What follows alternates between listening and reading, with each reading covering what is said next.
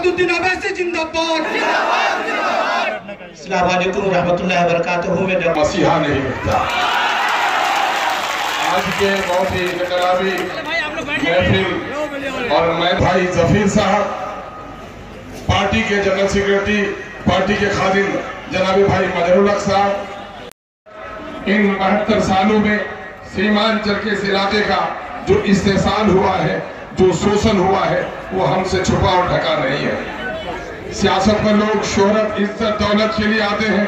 अल्हम्दुलिल्लाह सीमांचल का खादिम, आपका भाई शोहरत और इज्जत के लिए नहीं बल्कि सीमांचल की मजलूमी के खिलाफ ये जंग लड़ने और आपकी खिदमत के लिए आया है। इसी जज्बे के तहत मैं आपसे अर्ज करना चाहता हूँ कि सीमांचल की ऐसी सकती हुई बस्ती, ये कमजोर और नातमा चेहरे, ये उदास तस्वीरें, ये बच्चों की गुर्बत, वो अफलास से धसे हुए रुखसार, दिल्ली और पंजाब में पत्थर तोड़ता हुआ हमारा मजदूर, हरियाणा की कीचड़ों में सड़ता हुआ हमारा मजदूर, दिल्ली के होटलों में पोछा मारता हुआ हमारा मासूम बच्चा, वो इस बात की गुर्बत, इस इलाके की गुर्बत, लाचारी और बेबसी की जीती जाती तस्वीर और दास्तान गम है।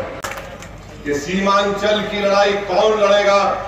क्या वो पार्टी लड़ेगी जो बरसों से हिंदुस्तान के इख्तिदार की कुर्सियों पर बैठी हुई है, या फिर वो यहाँ का जो विधायक है वो लड़ेगा जिसमें इतनी भी ताकत नहीं है कि अज़ा हो रही है और पंजाब से आया हुआ एक शख्स अपनी तकरीर को नहीं रोक सकता?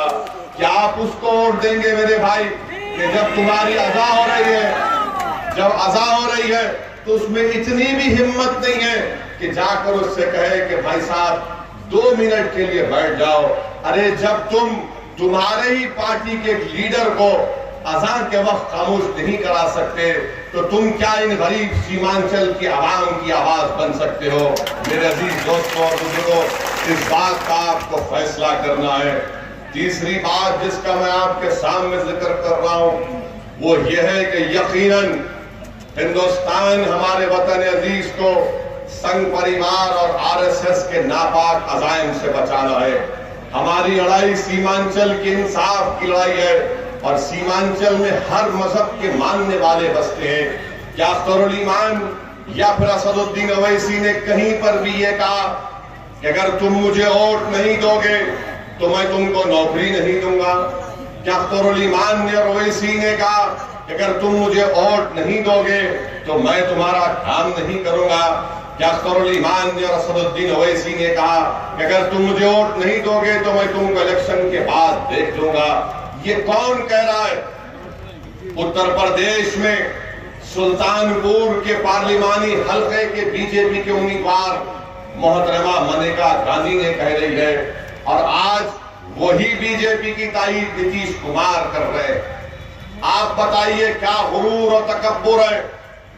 बीजेपी और आरएसएस और जनता दल के लोग कहते हैं कि ओवैसी फिरका परस्त है। नहीं, मैं फिरका परस्त नहीं हूं। मेरी लड़ाई पूरी जिंदगी